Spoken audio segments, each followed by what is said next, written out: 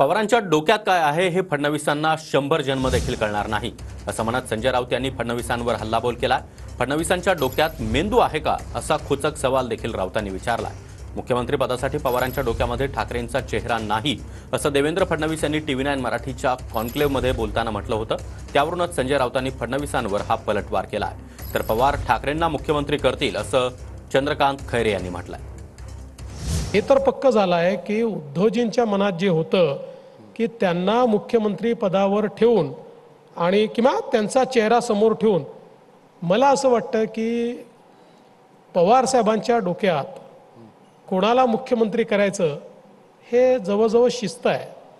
ते आता मला विचारू नका कोणाला करायचं आहे त्यांना, पण मी तुम्हाला एवढं निश्चित सांगतो की त्यांच्या डोक्यात जे 3-4 चेहरे असतील त्याच्यामध्ये उद्धवजींचा चेहरा नाही। बघा, फडणवीसच्या डोक्यामध्ये आधी मेंदू आहे का हे त्यांना कोणी सांगितलं? पवारांचा मेंदू पवारांच्या डोक्यात। पवारांच्या डोक्यात काय चाललंय हे जर फडणवीसांना कळलं असतं तर त्यांची आजची अवस्था झाली नसती ना। आज त्यांची जी घसरण झालेली आहे त्यांच्या आयुष्याची आणि राजकारणाची आणि प्रतिष्ठेची, बरं का, तुम्ही शरद पवारांच्या डोक्यात काय चाललंय हे तुम्हाला 100 जन्म कळणार नाही। 2019 साली सुद्धा पवारांच्या डोक्यात काय होतं हे फडणवीसांना कळलं नव्हतं, आमच्या डोक्यात काय होतं ते। पण झाले ना उद्धवजी मुख्यमंत्री।